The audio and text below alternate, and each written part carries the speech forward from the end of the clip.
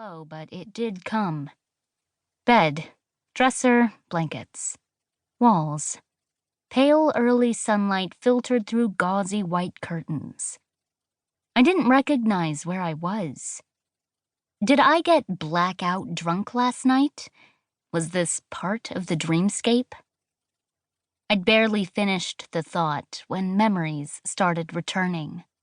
I almost wished they would stay gone, but the past few days roared into my mind like a hurricane. Images raced past in dizzying disarray. Faces and places and moments.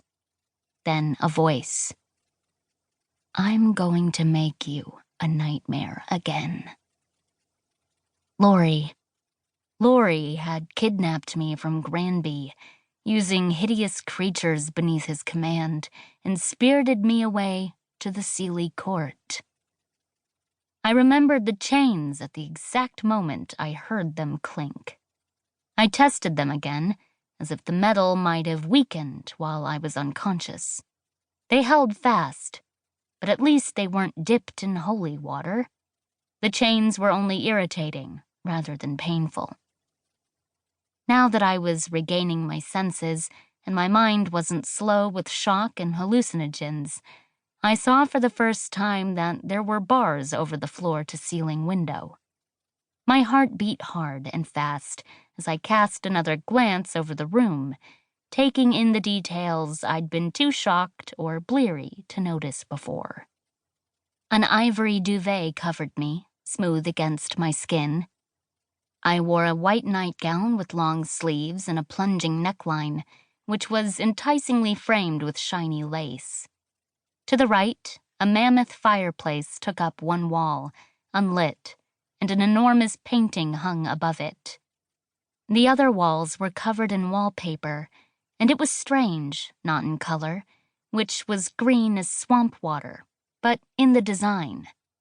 There were black lines that didn't look like flowers or some random, symmetrical pattern. Why was I focusing so hard on the goddamn wallpaper? Trying to keep panic at bay, I continued my perusal of the space and noted there was only one exit, the pair of double doors Laurie had used yesterday. They were made of dark wood, the edges adorned with elegant carvings. At the same moment I noticed this, I realized I needed to find a bathroom and fast, or soon I would be laying in my own mess, unable to move or clean myself up. "Hello?" I called, my voice hoarse. Apparently, I needed water, too. "Laurie, is anyone out there? I'm about 5 seconds away from peeing on your nice sheets." Silence.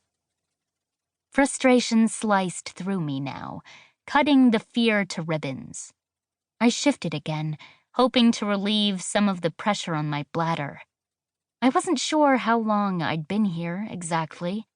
I remembered waking up, discovering Laurie at my side, and him leaving shortly after, saying those ominous words. "I'm going to make you a nightmare again." A healer had entered seconds later. She'd been nothing like Zara, a fairy at the Seelie Court, with cool hands and a calm demeanor. This healer, though beautiful, was rough when she worked on me, her dark eyes flashing, and her lips twisted into a scowl. Her administrations, along with whatever injection she'd used, had sent me into a dreamless sleep. Feeling more clear-headed with every second that passed, I took stock of everything else in the room, wondering if there was anything I could use for a weapon. But there was only the bed and the small table that Laurie had used for his tea set. Even the chair he'd been sitting on was gone. If I managed to get free of the chains, I might be able to break off one of the table legs and sharpen the end. Against a fairy, though, it wouldn't do much damage without holy water. It might slow him down, at least.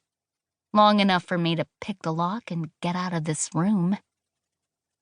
Suddenly, voices drifted through the door, and it sounded like they were drawing closer. I stiffened, lifting my...